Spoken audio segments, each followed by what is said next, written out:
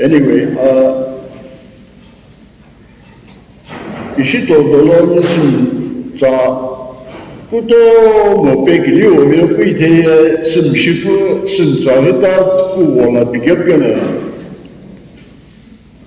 nam rai over yone if you don't mind, I wanted to speak in English, and I had requested the President to see whether that would be fine. So I'm going to speak in English. Is it okay with you? Yes, sir. Okay? Yes, sir. Thank you. All right. Madam Chairperson, 𝐒𝐞𝐞 President and his colleagues, and all the students that have felt it important for me to attend this conference of 𝐒𝐞𝐞 because I have a tremendous feeling that it's about time for the Sunnis to wake up and look around you and see exactly where we are standing today. Tonight, I want all of you to open that brain that God has given you. Unwrap the brains and do some exercises for the greater good of the community that you live in. And as a tribe, we need our brains working. Now I came here this evening because I know for a fact all of you have heard over and over and over again that you are going to be the future leaders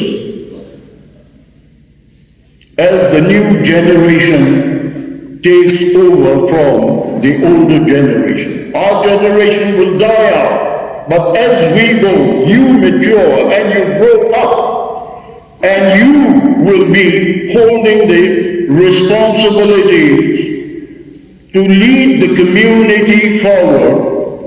And that's the reason why it is the time now for each of you to consider yourself as somebody who is important and who has been given the responsibility that is ahead of you to be able to lead with wisdom that God gave you.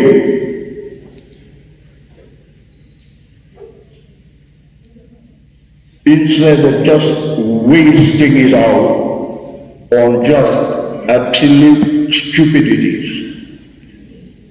And I say that you, each and every single one of you here sitting here tonight, are very, very important people.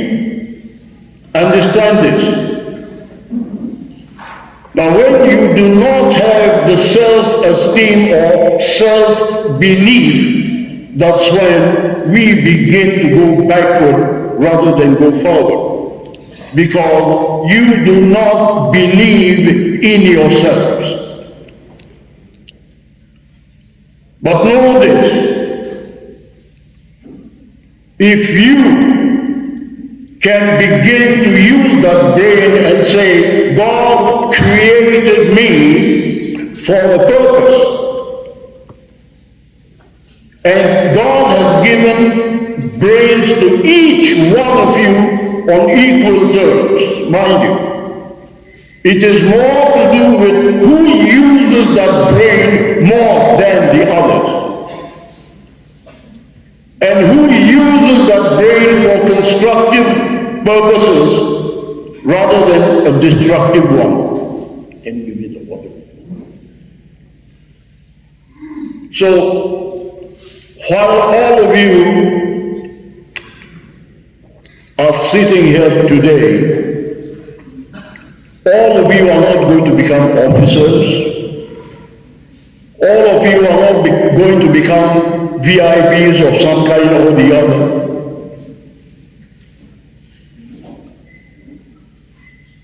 But that doesn't matter. You in your own little community, no matter where you are, know that you can make the difference as long as you keep your open-minded, positive thinking, in which to be able to perceive what is good and what is bad, perceive what is right and what is wrong,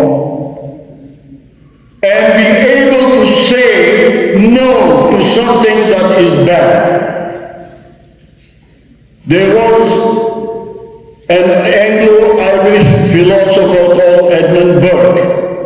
He has made a very simple statement. When you see evil being committed right in front of you and you keep quiet, that evil will continue to grow bigger and bigger. And goodness will get defeated. If we look at ourselves today as assuming, if you look at ourselves, I can tell you with complete confidence that the Sumis who were the front runners, Sumi as a tribe have been a leading tribe for heaven's sake. Look at our father's generation, the first generation of people that took the helms of affairs of the state. Sumis have played a very, very critical role in those years of our father's generation. Sunnis have been leaders in political field. Sunnis have been on equal planes in the general administration or in any other field. Sunnis have never been followers. We were leaders.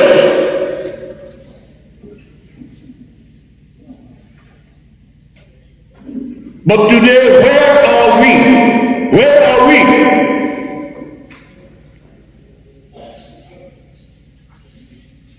We are not being able to even be a good followers, following other people.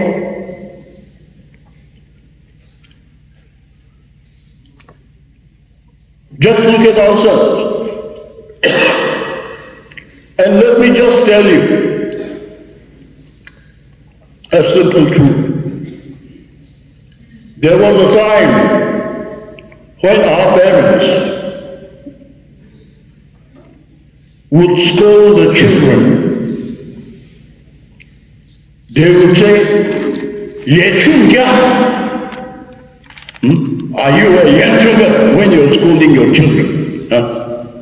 Today, it is the 𝐒𝐤𝐞𝐞𝐜 who are scolding their children.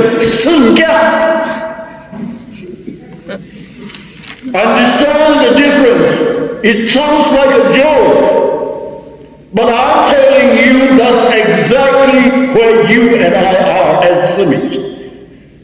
From a position of leadership, we now are just followers, silently following all the corruptive norms, all the untruthful ways of doing things, looking at money and money and money and money.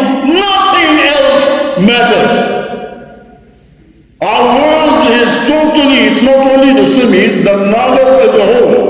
Today our focus is completely on money, no matter what happens and how I earn that money.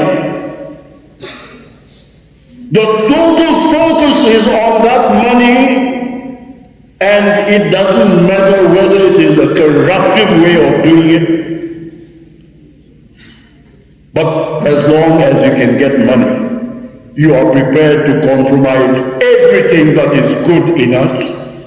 That's where we are. And the Semites haven't done too badly on this score.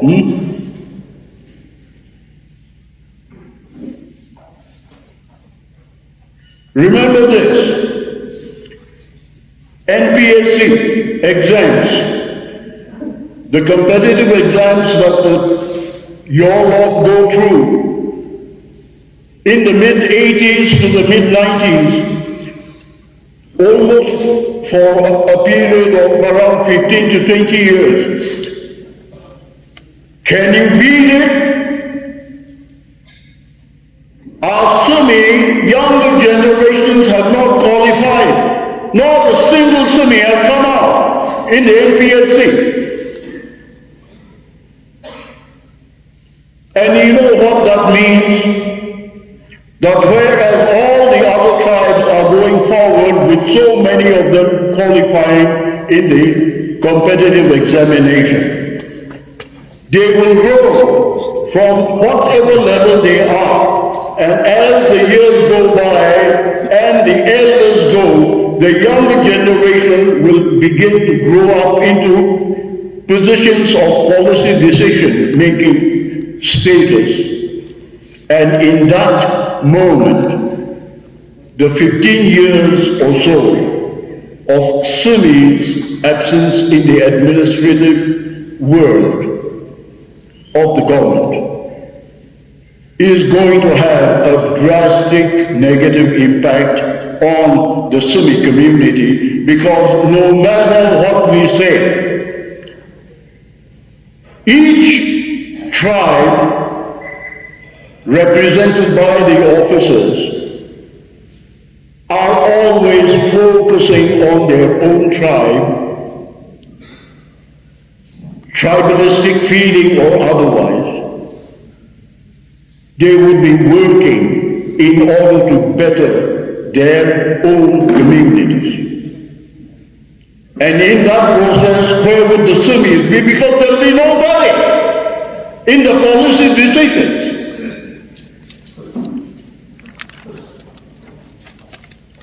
And that is the kind of situation that we are all in here.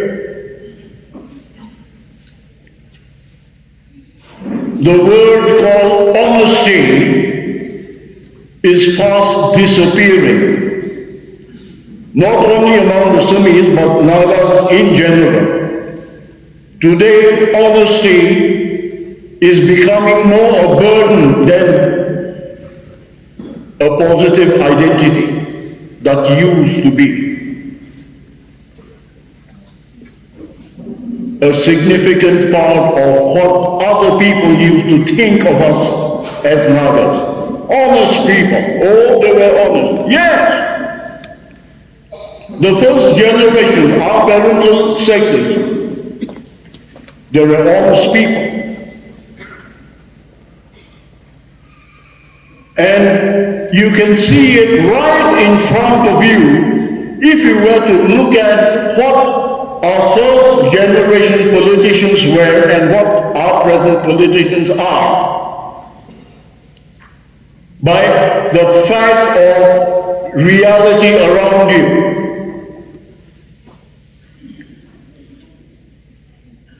When the state of Nagaland came about and the rudimentary first development began, our first generation, father's generation people, they were the first Christian batch with some modicum of education. They had their faith planted in their God that they believed in, and they were generally honest people. And when I say this, check it out with the evidence around you. You go to Kohima, go to the old Minister's Hill, you will see the Minister's bungalows that had been built way back in 1965, 66, 67. They are still standing, and the ministers are still living in it. Whereas the present day's establishment that has been created, they are repairing it before they can even complete the damn building. Huh? Why? Our parents didn't know how to cheat. But the Christian value in them also felt that taking bribe was a sin. They never took bribes.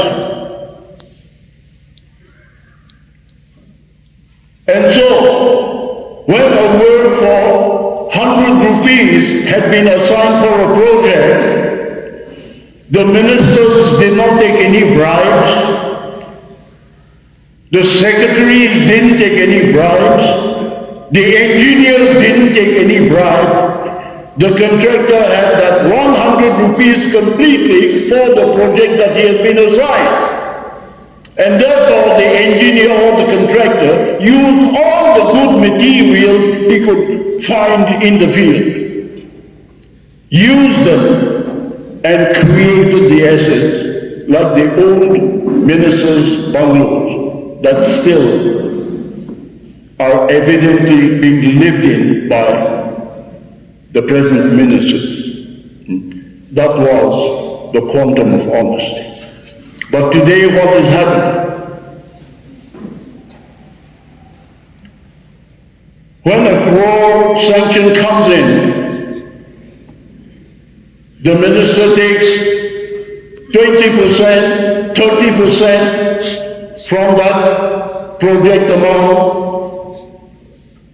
The secretaries take their percentage, the engineers take their percentage, down to an overseer at the field. All take their percentage, leaving the contractor to work with just about, out of 1 crore, perhaps he gets about 20 lakhs to actually work. Now the contractor is working because he also wants to profit from that work. And so he also takes 5-10% away from that. So when a crore's budget has been delineated for some development project, in actuality, the amount that is being spent is just about 5-10%. End result is works that are done today. Look at the roads that you go and see. In the social media, so very many areas where the villagers have been using their hands to peel off the bitumen from the road. Contractors do the work perfunctorily to show that they have completed the work, but the quality is missing. All this are because of the corruptive system in which money has become the focus, and the general welfare of the community is nowhere to be seen. There is no transparency. And when even this little matter of employments come in, today you are a student, tomorrow if you are going to go looking for a government service, by and large, today the basic norm is whether you have brains or not, as long as you have some money to bribe those who are in charge, you are likely to get a job or two. And you begin a life in bureaucracy on a purchased employment. What kind of a record would that be when you start your life with the first step taken that is corruptive? You're not going to be a proud individual with that kind of a situation. Now here, there's normally a feeling that the young generation should not be involved in politics. As far as I'm concerned, yes, maybe the party kind of politics may not be suitable to get into all the dirt of politics, as it were. But in as far as a social and a reforming political scenario is concerned, I say, why not? In fact, your generation are the kind of people, if all the tribal youth like you coordinate your thoughts together to look at exactly what is happening around and say, enough is enough. I think we need to find leaders that will do an honest job. That's when I begin to think about the church's responsibilities here.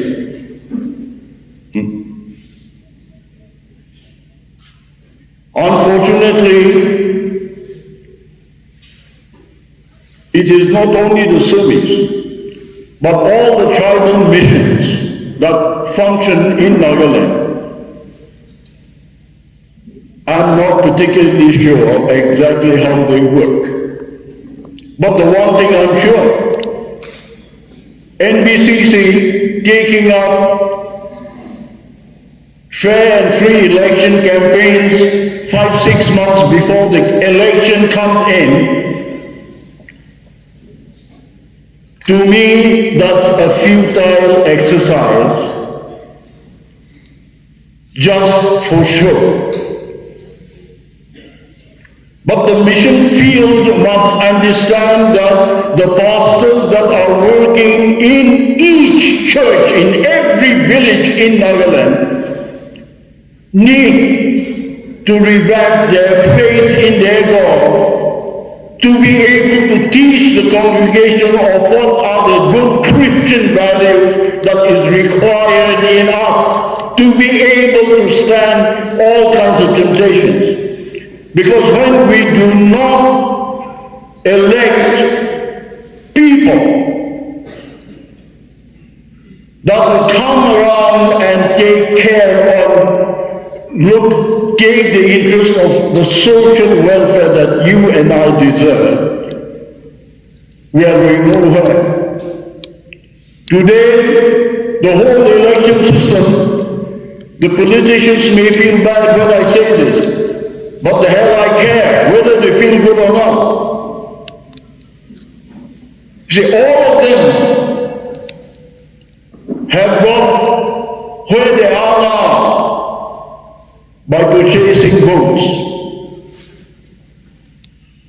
And that's the reason why when I do a little bit of writing once in a while, I say, in Nagaland, even a rat, your dog, your cow, can win an election in Nagaland as long as the rat has a big bag of money. That's what's happening.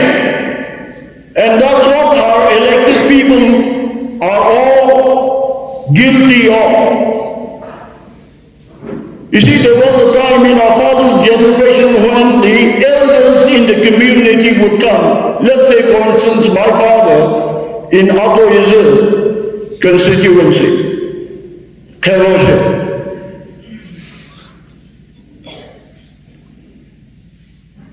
All the majority of the constituency elders, the GBs, had come requesting my father to please represent 𝐒𝐤𝐴 when the first election had come up in '64. Look at that scenario when, as a candidate, our own elders were coming and requesting the candidates to please stand for them. While father decided to go and contest at 𝐒𝐚𝐫𝐭, that's also a story by itself. That a Simi goes to 𝐒𝐚𝐫𝐭, headquarters of the Owls, and he won the 𝐒𝐚𝐫𝐭 constituency seat. Can you beat the joke? Huh? Can you see exactly what it tells you? That the level of understanding of our people were limited, but it was truthful, honest. They wanted people who could represent them honestly and who would care for them honestly.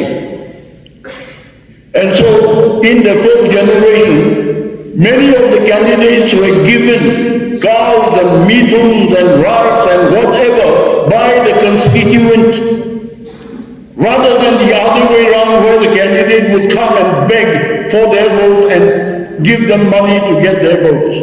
It was the other way around. The constituency people were the people who were making their contribution and saying, please represent us. Those days are like fairy tales now.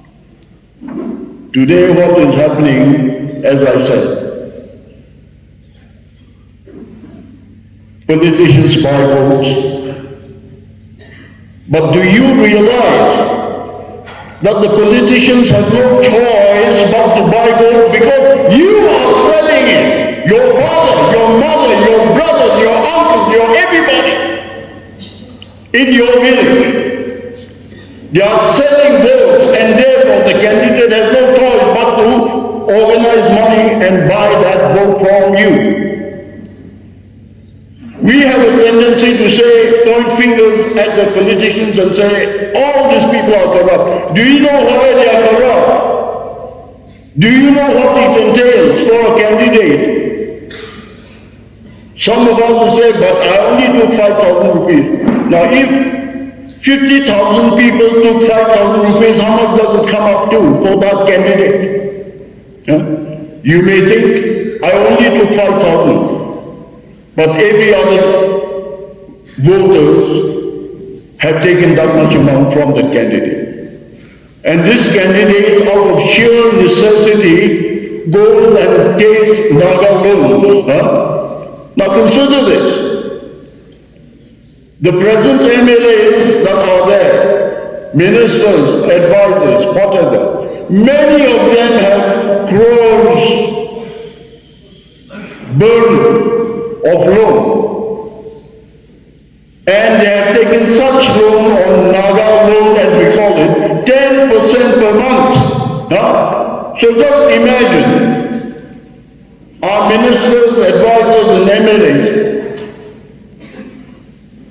if they have a burden of 1 crore rupees as loan from somebody who gave it to him at 10% per month, every month he is going to have to pay the interest of 10 lakhs.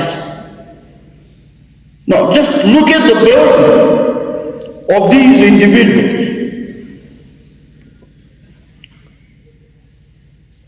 No matter what they try and do, they are not going to be able to rake up 10 lakhs of rupees per month every month, and that is only the interest.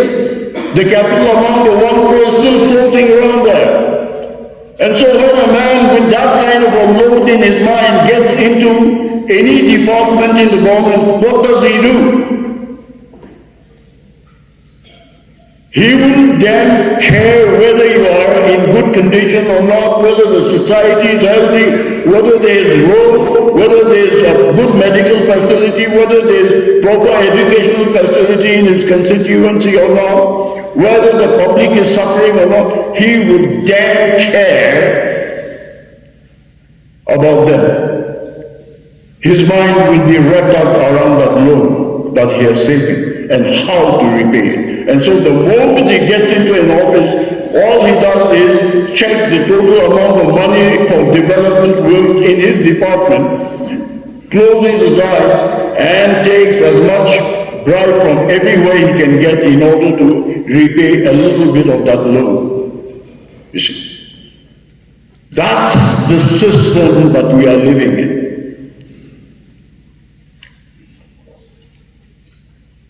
And we all seems not to realize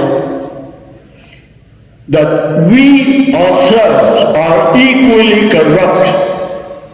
Our fathers, our mothers, brothers, sisters, community as a whole. We ourselves are corrupt, and we are creating a corrupt.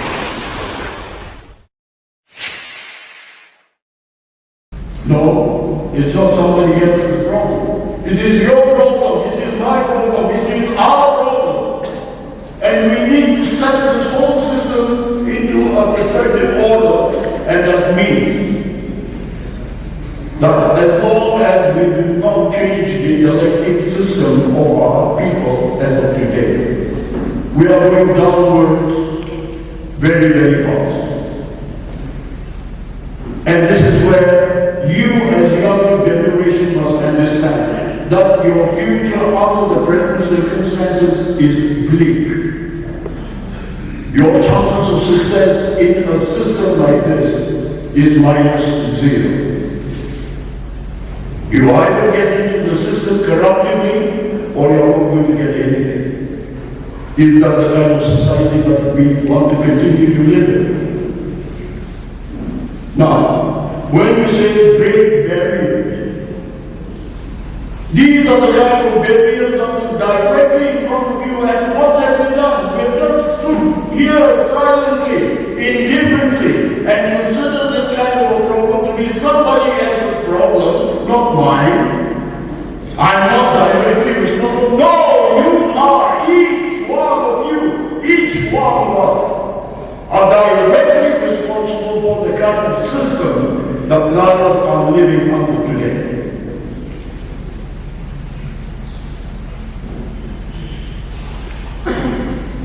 So it is something like putting your car in a back gear and trying to go forward. That's what we are trying to do. The Nagas of the whole and the Sunnis in general. Putting our vehicle on the back gear, look forward and accelerate. All you are doing is going backward, not forward, even if you are looking ahead. That's exactly what we are doing to ourselves.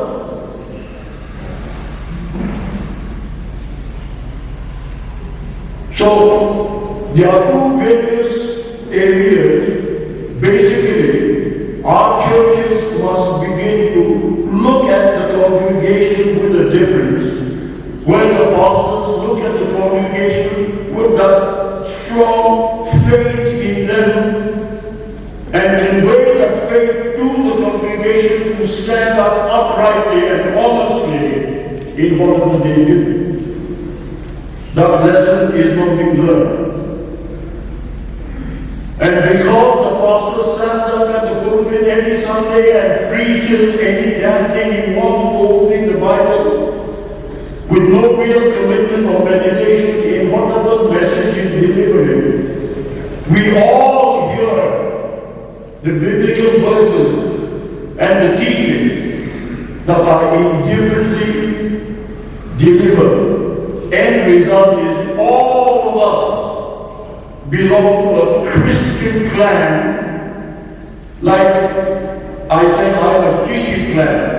Now we are a Christian clan without any Christian values at all. That's who we are. We are just a Christian clan, minus the Christian values. So here the church has a serious responsibility to take the congregation along on the path of honesty and integrity. But in it all, each one of you also have a responsibility in the totality of it all the happenings around us. It is for you to personally go into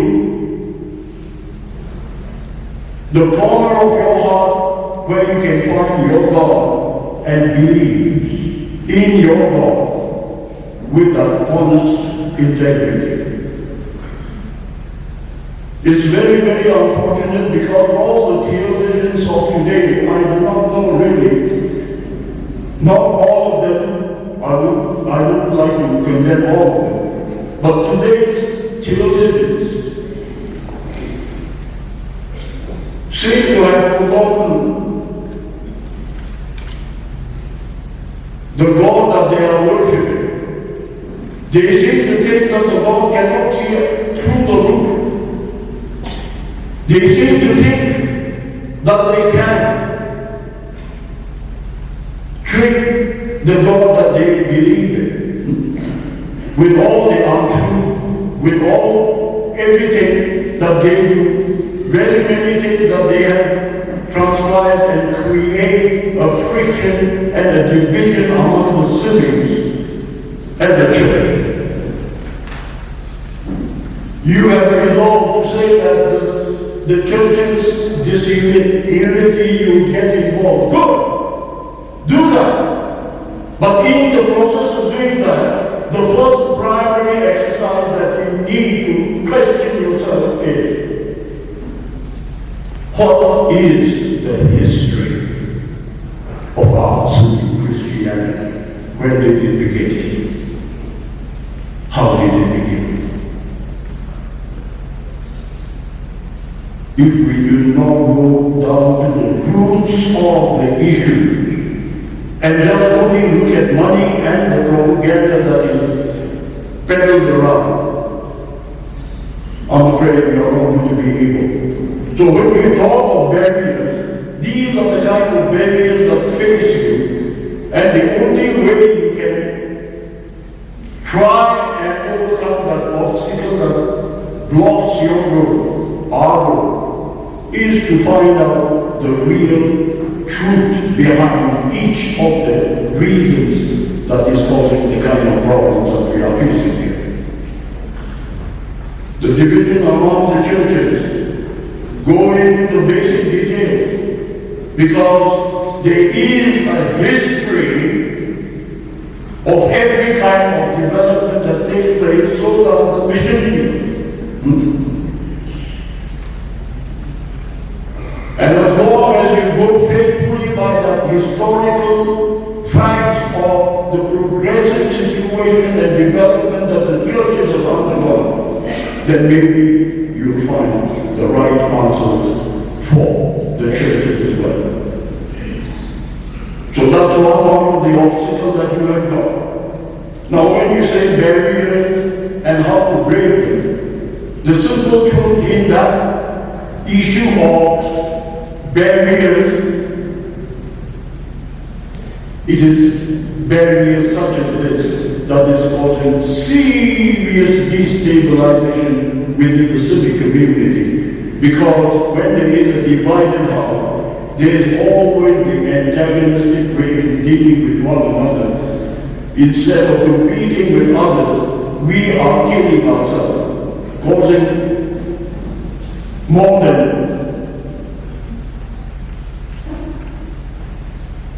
insurmountable kind of problem for ourselves, destroying ourselves. That's what's happening. Now, education happens to be a very important aspect of a growth of a people. And as students, are you aware of your surroundings?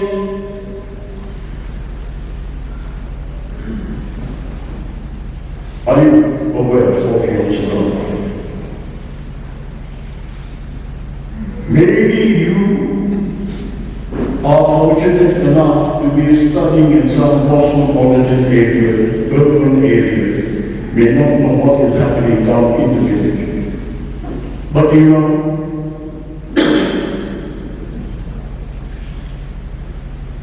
when education begins,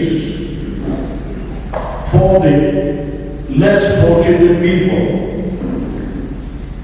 the village children, they go to a village school. And the teachers teaching those little children in the villages, there are a high percentage of proxy teachers.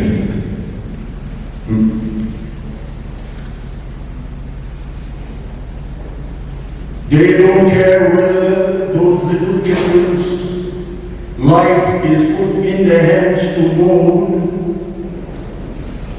All they are concerned about is the salary or the pay that they will get. Nothing more, nothing less. And those children in the villages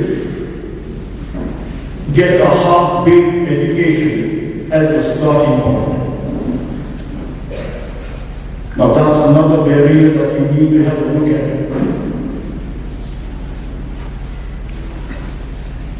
You see, way back in 1978-9, when I was SBO in Alnato, I had taught Astro area, completely isolated, no roads, nothing. And each of the villages that I had visited at that time, school was one of the inspecting areas that I used to focus on. And what I discovered at Astro area, 12 villages, it was astounding. You see, the teacher would come with his dao and his jati, planted on the ground with a dao on his back, call out a roll call. And in our area, at that given point in time, you still have reasonably healthy people. Already almost mature people in the school. So the master will call out the names of each of the students, Akaku.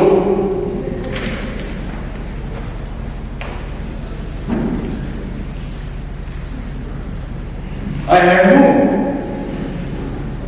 Asal you saya mo. Kuku agawta chimusla ko ang laki-laki. Ang tawag 𝐒𝐞𝐞𝐞𝐜 𝐒𝐞𝐿 kita should roll on he would divide the children according to their physical ability. And the teacher would say to the students, today we will go for an extracurricular subject. So all the big ones, physically fit, will go with me to my kitchen.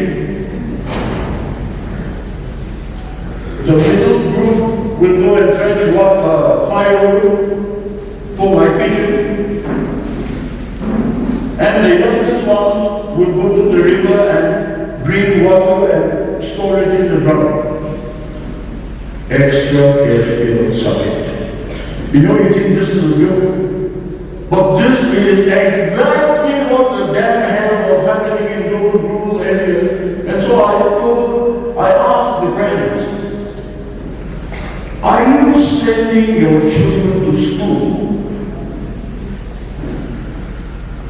for them to be a servant of the teacher, or are you sending them to the school so that they can one day become somebody?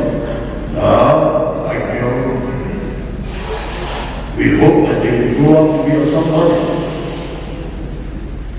But you see what is happening. Why are you all not saying anything? You know, in the backwoods, the kind of response that I get is sickening, isn't it? So, many of these teachers, they are the VDB secretary. And when we have to communicate with the government or anybody, he is the only one who's literate. We do not want to display them. Okay. So destroy your children because you do not want to display the teacher. That's what's happening. Another village I visited unannounced. I'll not tell you the name of the village, except that it was 𝐏𝐚𝐫𝐭. It's not also in Alma, just about 15-20 minutes away from Alma, the headquarters. I visited the village early in the morning. All the villagers had gone to the kitchen.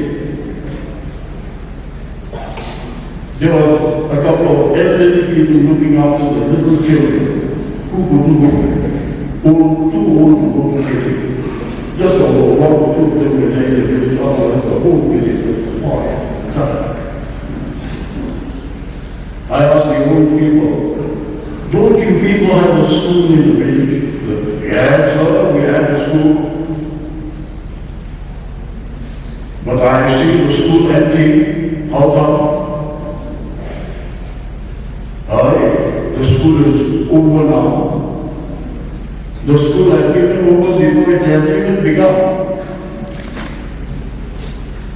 So I said, what happened? Where is the teacher?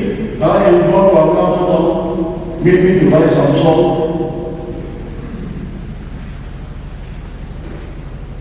Now I said, what happened? Why are the schools not running? The old man says, I don't know. They went to, all of them went to school, they came back running, they picked up this 𝐒𝐤𝐞𝐞, bird contraction, right? Bird tracking contraction. All of them have picked up their 𝐒𝐤𝐞𝐞 and they have gone into the jungle. I said, why? The teacher told them to catch birds and bring. And that was the 𝐓𝐨𝐰𝐧 subject. I was shocked out of my mind and I said, my goodness. But anyway, I decided to fool around with the old man, knowing exactly what had happened. I said, okay, fine. So if the children catches bird and brings them, what happens? The old man says, oh, they all go and give it to the teacher. Because the teacher says he will give marks according to the size of the bird that they catch. So after giving marks, does the bird get given to the children that brought it, or what happens? It goes into his sponsor, it goes into the teacher's wall. And that's why perhaps he had gone to Allah to buy salt, because he had run out of salt. Now look, isn't that funny? Huh? And yet that's not even a story. It's your reality. That's the kind of education that we are bringing up among our children, starting from the village school to the ME school to the high school. And as we come to the bigger areas of higher, they have already been destroyed from the earlier ages where nothing has been taught to them. In some of the villages that I have visited, a teacher was teaching the children in a drawing class. He had drawn 𝐒𝐤𝐞𝐞𝐞,